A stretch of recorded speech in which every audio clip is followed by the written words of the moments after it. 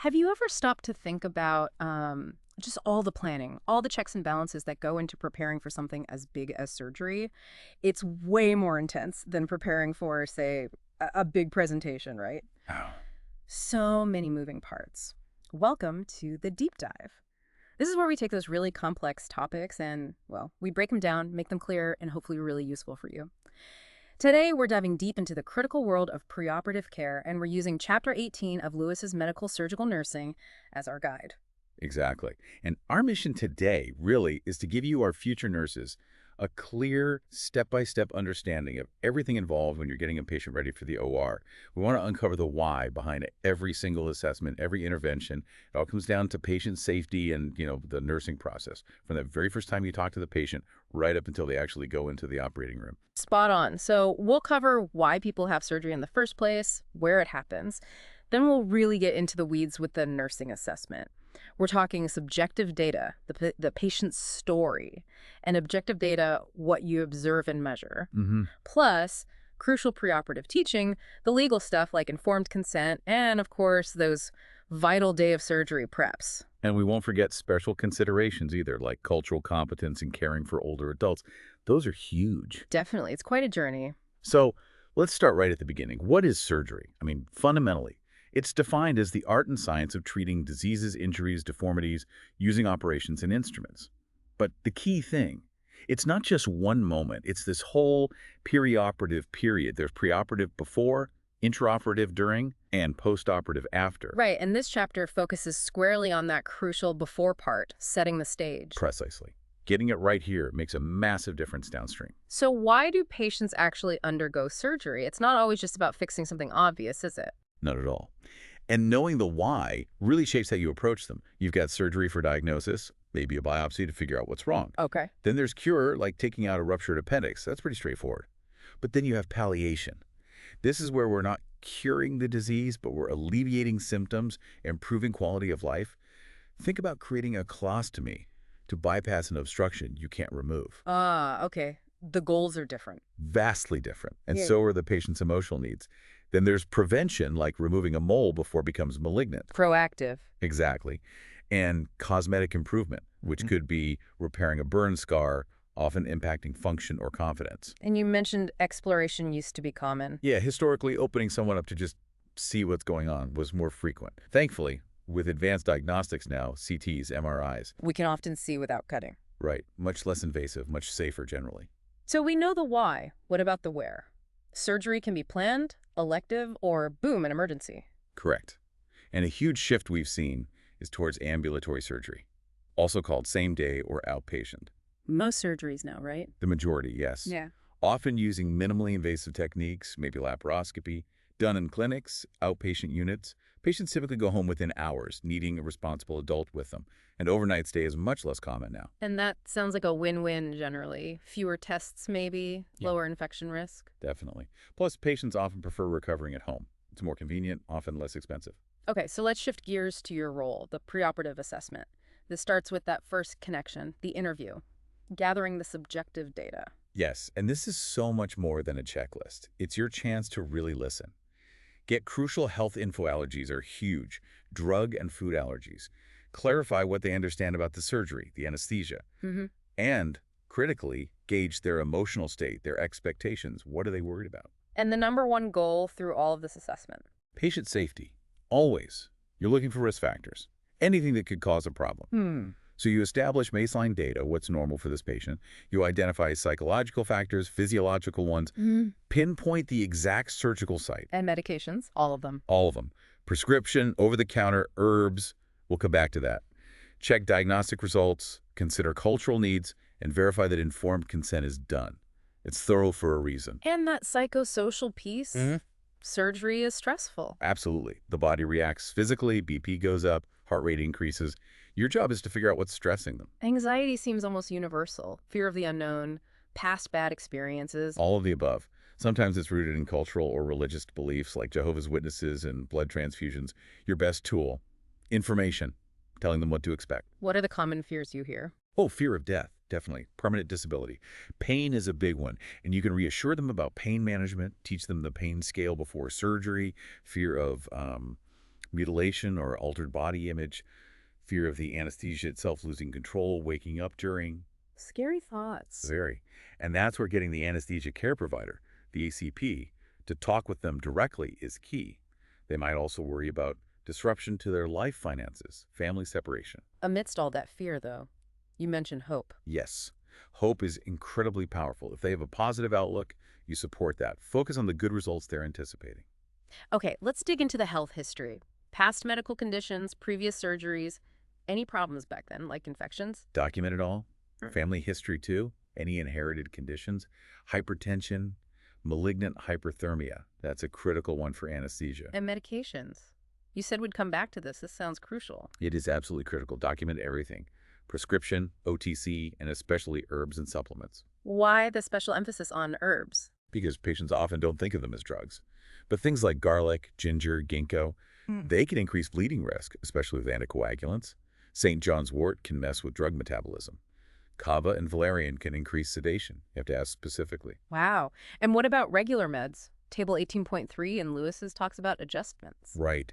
Antidepressants can interact with opioids. Antihypertensives might cause hypotension during surgery.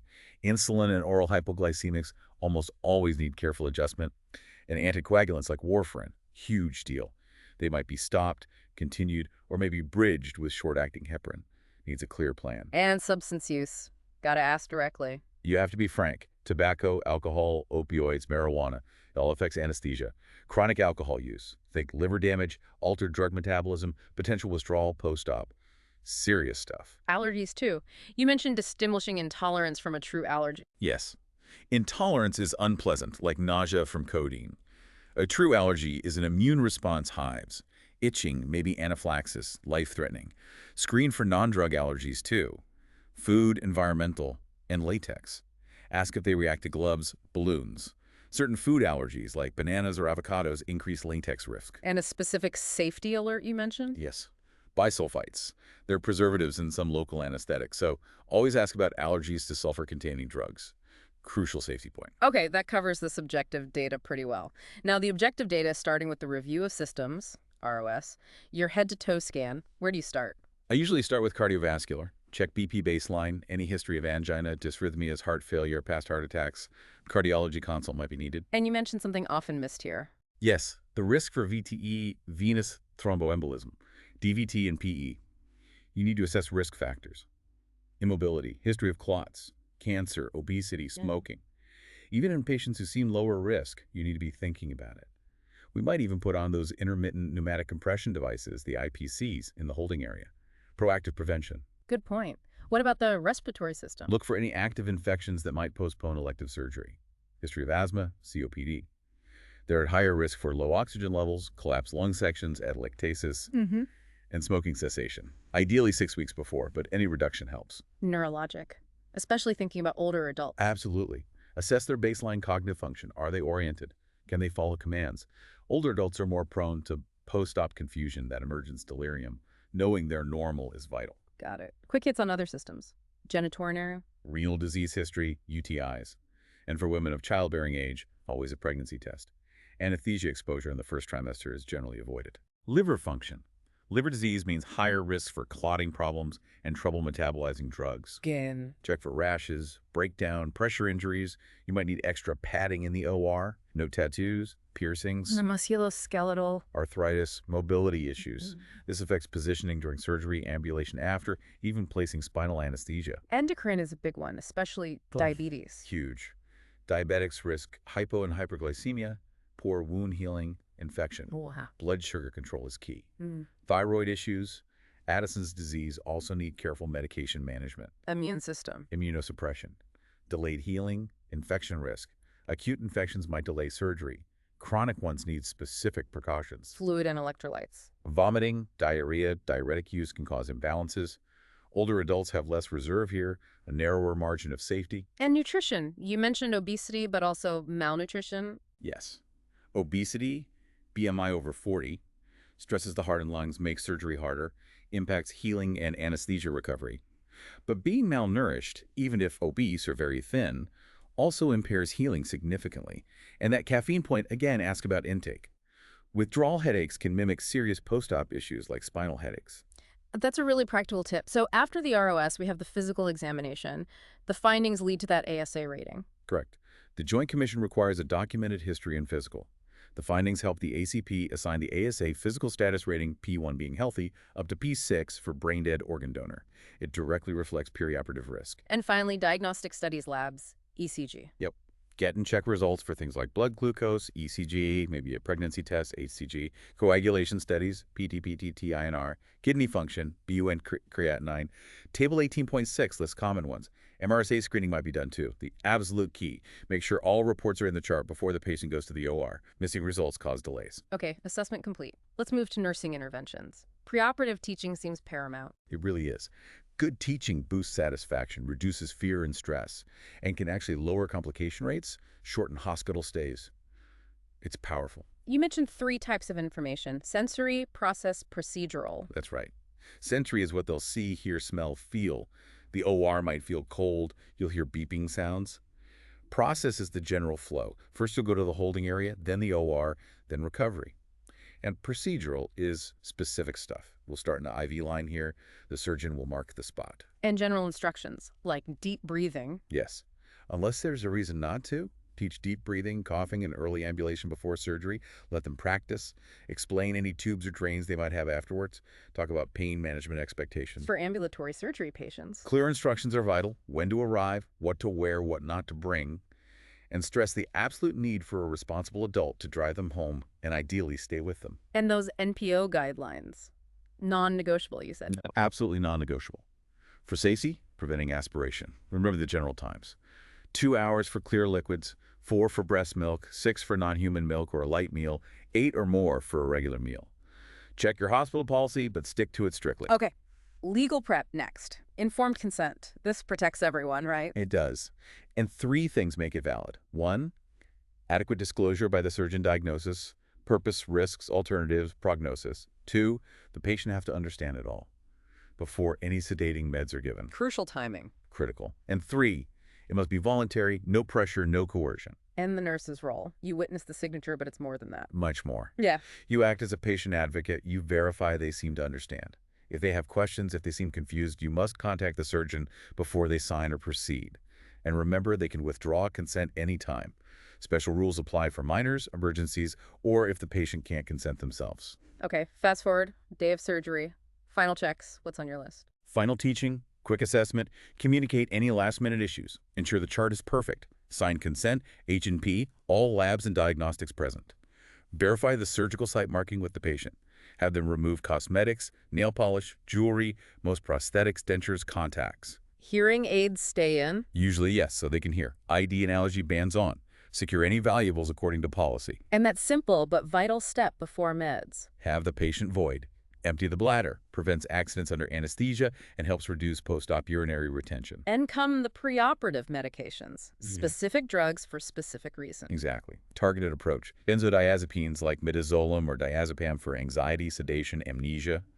Anticholinergics like atropine or glycopyrrolate to dry up secretions, prevent nausea. Opioids for pain relief.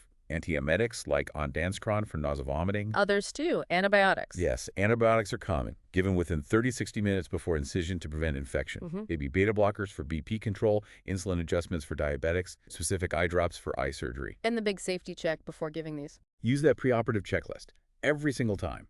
Ensure all preparations are done before giving any sedating medication. Once they have that benzo, they can't sign consent, for instance. Safety first. Got it. Now, those special considerations, cultural competence. Huge. Yeah. Culture impacts everything, pain expression, family roles and decisions. You mentioned the example of older Hispanic women potentially deferring to family. Be aware, be respectful, and always use qualified medical interpreters if there's a language barrier. Never rely on family for complex medical translation. Makes sense. And gerontologic considerations, older adults are more vulnerable. Definitely. Surgery and hospitalization can be overwhelming, feel like a loss of independence. Their bodies have less reserve due to normal aging. Chronic illnesses are common. They have a decreased ability to cope with the stress of surgery. So we assess their physiologic age, not just the number. How well are their systems functioning? And cognitive or sensory issues. Need careful assessment. Reduced vision, hearing, slower processing, balance problems. Assess their baseline thoroughly. Give clear Simple instructions, maybe broken down, allow more time. Prioritize safety fall risk is higher. And caregiver support. Essential. Especially for discharge planning after ambulatory surgery. Who's going to help them at home? Okay, let's tie it all together with that clinical scenario. NT, 66 years old, for a hysteroscopy DNC, Yeah. obese, type 2 diabetes, hypertension, AFib, NPO since midnight, but it's now noon. BP 1909 to 4, K plus 3.4, takes aspirin daily, uses herbs for sleep, anxious, lives alone. Wow, where do you even start? Okay, deep breath. First thing screaming at me is MPO for 12 hours with diabetes. Right, risk for hypoglycemia. Big time. Priority 1, check blood glucose, stat, and notify the ACP immediately. Her insulin or meds likely need adjustment now. Delaying surgery might even be necessary depending on the glucose. Makes sense. Beyond the glucose, what else jumps out as immediate risks or things influencing her care? Well, the hypertension 80/094 is high. The atrial fibrillation increases stroke risk. Obesity impacts anesthesia, positioning, wound healing. The low potassium, 3.4, needs attention, affects cardiac function. Daily aspirin plus unknown herbs. Bleeding risk is high. Her anxiety needs addressing.